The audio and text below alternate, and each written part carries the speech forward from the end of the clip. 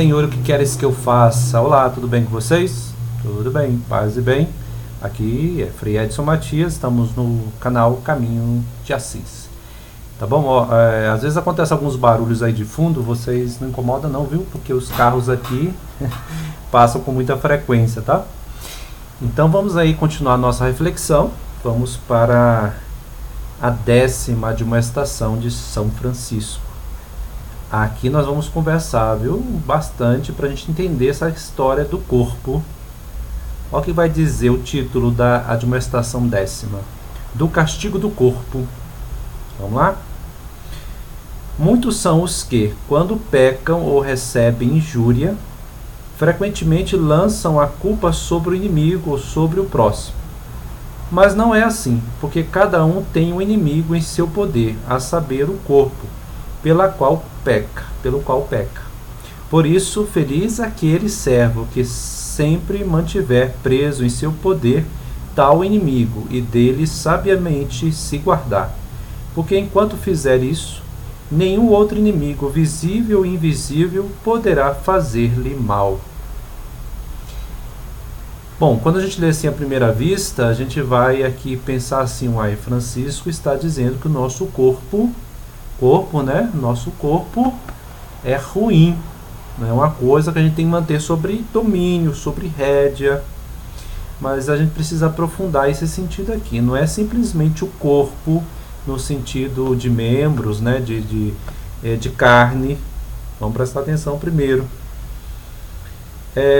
Ele está falando do sentido mais profundo. Muitos são os que, quando pecam ou recebem injúria, frequentemente lançam a culpa sobre o inimigo ou sobre o próximo, né? Ou seja, fala que a culpa é do outro. Mas não é assim. Às vezes eu estou dizendo, não é assim. Porque cada um tem um inimigo em seu poder. Ou seja, lembra daquela passagem que fala que os males do homem não vêm de fora, mas vêm do coração? Pois é. Aqui talvez é necessário entender aqui corpo nesse sentido, né? Nesse sentido de egoísmo, das nossas tendências não corrigidas ou impulsos, a nossa tendência para o mal, né? O nosso egoísmo, aquilo que talvez São Paulo vai chamar de comportamento carnal. O carnal aqui não pode ser entendido como corporal, né? Como corpo, mas no sentido egoístico, né? Nesse sentido egóico, excesso de egoísmo. Então é nesse sentido que o homem, esquecendo de Deus, vive de forma carnal, vive de forma corporal, mas nesse sentido de egoísmo, de trazer as coisas somente para si, como aquele que não precisa de Deus. Então tudo aquilo que vai contra Deus, às vezes aí nesse período vai receber o nome de carnal, de corporal, tendências corporais, mas é porque tendo as pulsões em si, né, tendo no coração movente para o mal, se entende que às vezes nesse período que o corpo é uma coisa ruim, né, nesse sentido. Mas a gente tomar cuidado aqui para não entender corpo oposto à alma, o corpo oposto a espírito, né? Não, é egoísmo oposto à vontade de Deus, egoísmo oposto ao espírito, ao modo de ser do espírito. É nesse sentido para a gente não cair em erro, porque senão a gente vai dizer que a gente precisa deixar de ser humano, né? E Jesus Cristo assumiu a nossa condição, né? Por meio da encarnação de que Deus nos resgata e nos salva. Então, por meio do corpo, que Deus também nos salva. Não podemos esquecer disso. Feliz aquele servo que sempre mantiver preso em seu poder tal inimigo. Vamos pensar bem. Ter consciência, não só aqui, né, mas também aqui. Ter percepção de como é o nosso coração. Tendência ao mal, né, que também tem a graça de Deus. Então, nós poderíamos falar desse dualismo nesse sentido, né? Onde que nós temos o egoísmo e a graça de Deus, a nossa necessidade de ser obediente, ser pobre, né?